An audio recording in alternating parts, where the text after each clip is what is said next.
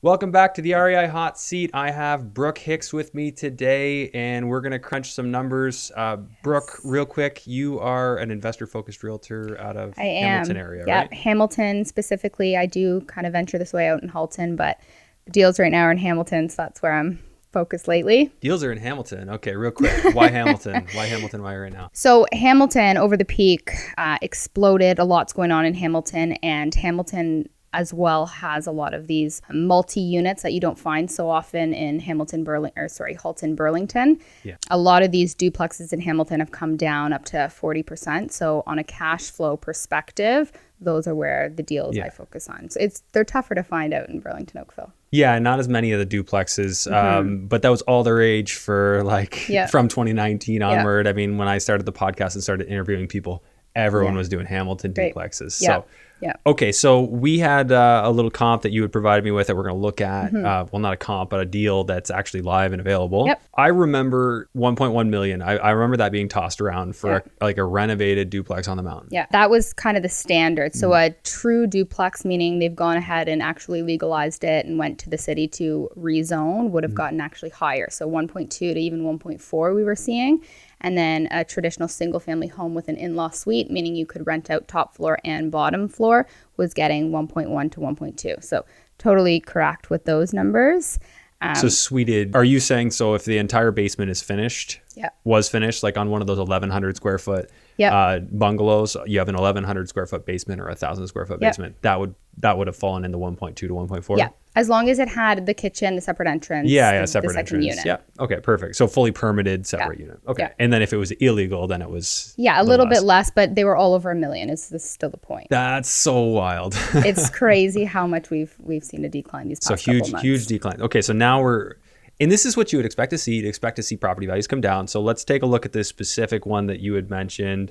So it's brick. Yep. And I mean, looking at some of the pictures here, it's got some vinyl siding on it. Is there anything to note about this one? Is it your typical 1,100 square foot? Yeah, I mean, I chose this one because they've actually gone ahead and done a lot of custom finishes. So right now with the market being as it is, there are a lot of listings that I filter through daily looking through. And a lot of them are these older ones, not so great and not turnkey is the point. Okay. So this one's turnkey, fully renovated recently?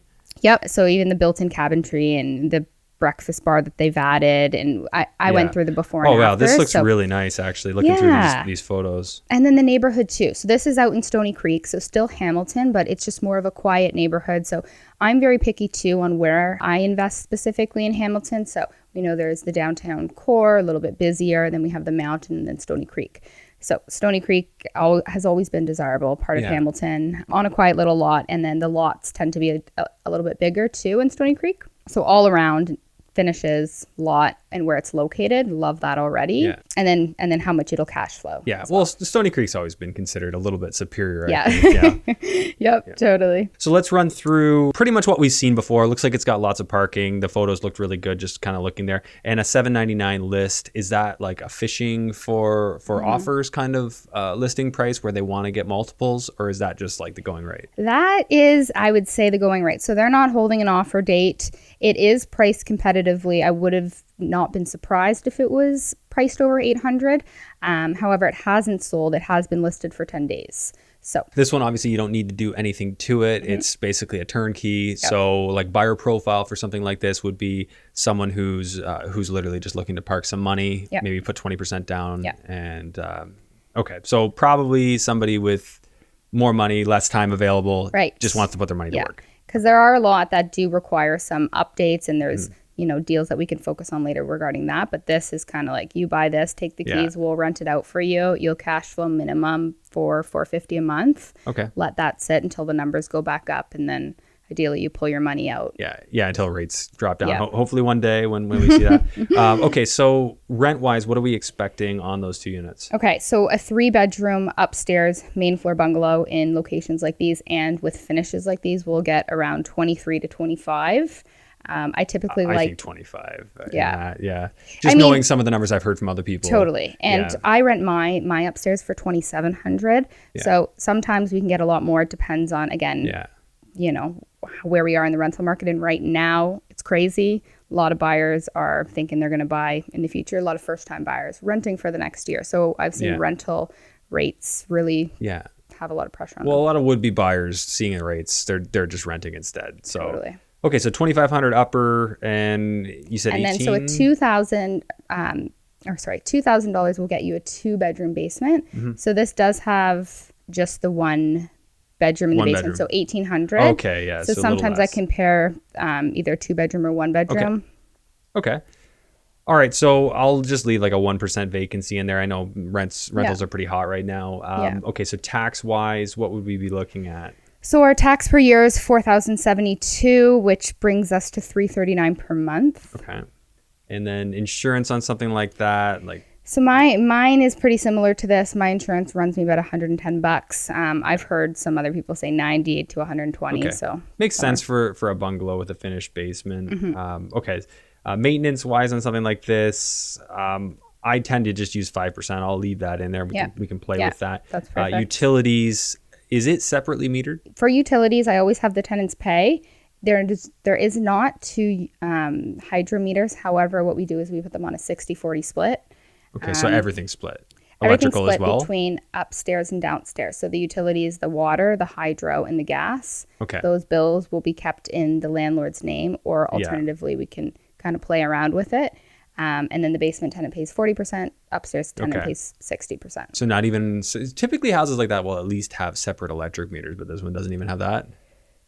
So not separate electrical meters, no. Okay, so yeah, they'll split it all. That's fine. I mean, obviously that happens a lot, especially with water and gas, because a lot of times there's only one furnace, so gas has to be split. Exactly. Yeah. Okay, so management wise, I'll leave it in there at 5% for now, but we can play with that. It could be self-managed. Like if it were me, I would self-manage it and call it 1%. Yeah, I self-manage my 2-unit place, and I rarely hear from my tenants. You do a screening process well enough in the beginning that you don't hear from them too often, Yeah, if you do a good job of it, you should be able to minimize that contact. Landscaping and snow removal, is that something that you would expect you can have the tenants do? Yeah, so I always put it in the lease agreements, even for my own. I get them a lawnmower and I get them a shovel. And I just say, hey, when it snows, here's your shovel. And is it the upper tenant that takes care of all that? Typically, because the upper tenant typically has the access to the backyard. Okay. So whoever has the backyard, you just put it in that they will maintain. Any water heater rental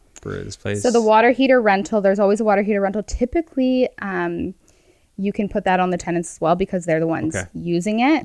$30 to $50 a month is typical. Sometimes the owner keeps the water heater rental under themselves, but I've seen a lot of times where the tenants are the ones using it, they take on that cost, and then it's just billed right to the house. I still can't bring myself to voluntarily rent a water heater. It just seems like such a bad ROI. Like I'd rather just pay the $1,000, although they're getting more expensive. Yeah.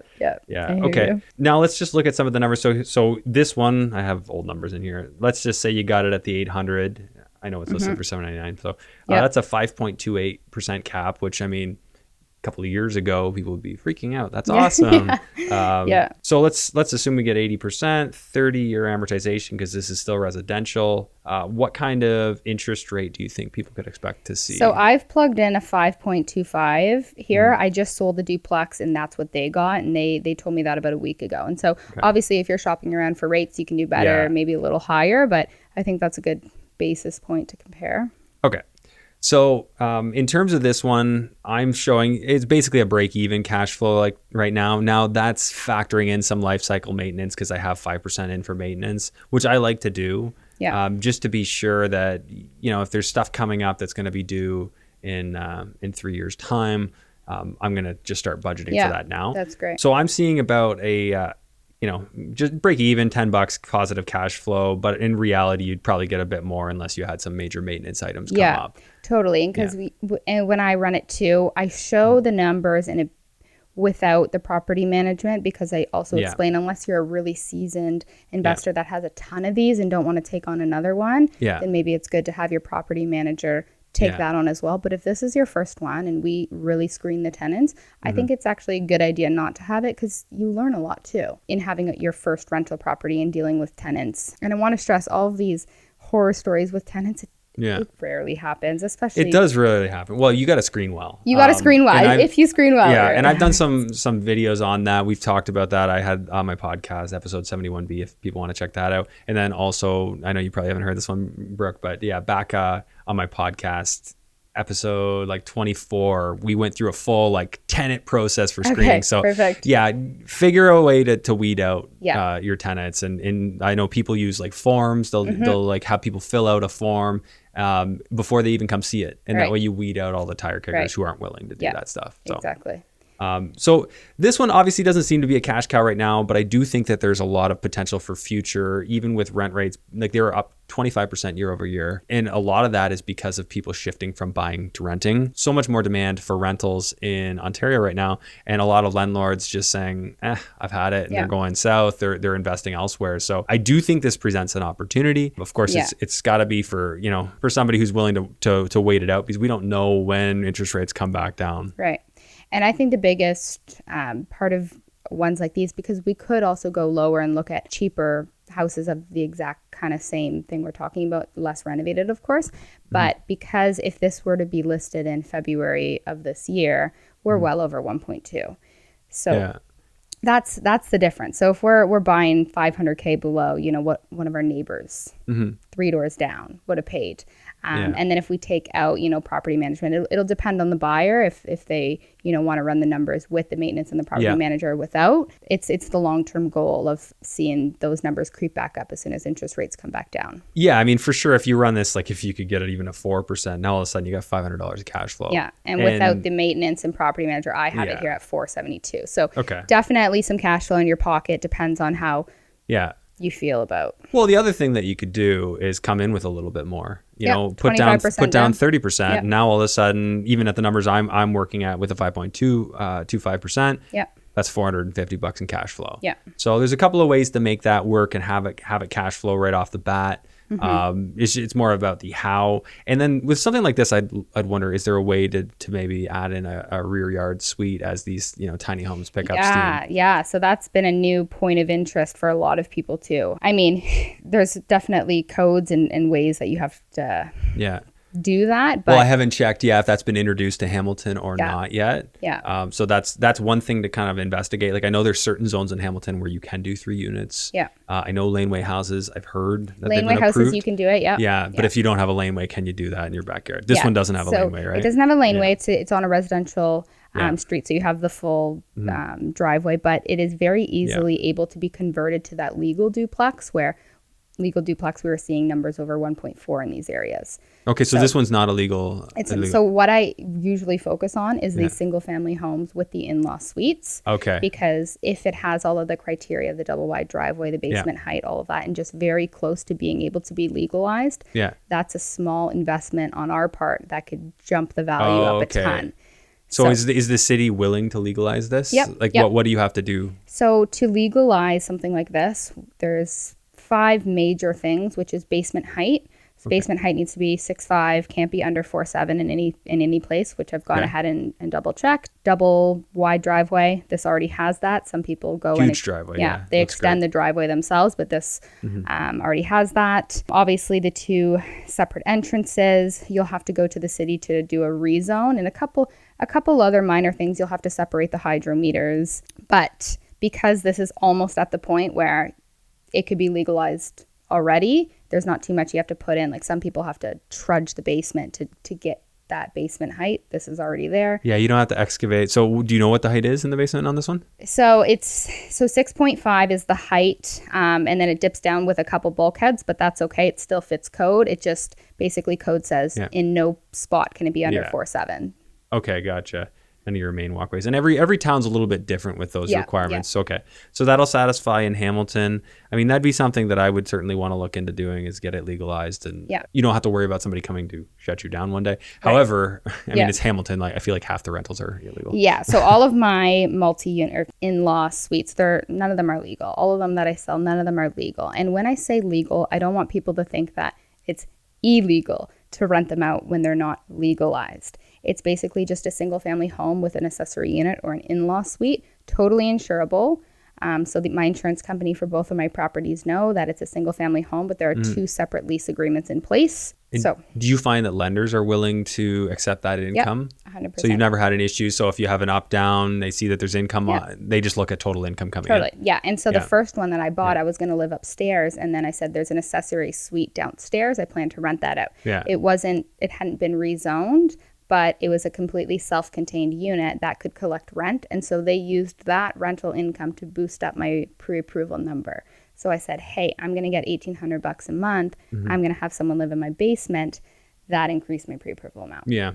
Okay. So this might even work for somebody who wants to like live in one unit. And supplement their cost for sure. Because I mean, with bungalows too, it's a decent amount of square footage upstairs. Are there more units like this available? Is this sort of like a gem in your eye for what's available right now? I love this one because it's so turnkey. So the ones I've been working on lately, they do require a little bit of, upkeep, older cabinets. I mean, Hamilton's an older city. So there's a lot of these older homes. If they haven't been renovated, they can look a little worn down.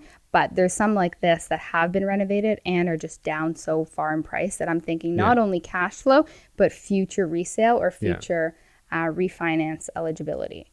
Okay. So that's why I like the ones that are so turnkey, and that's why I've chosen this one, because when I run the numbers again, property management, I don't really throw into there because I do it myself. So I do see cash flow, but there are a ton that are these single family homes, in-law suites in the basement.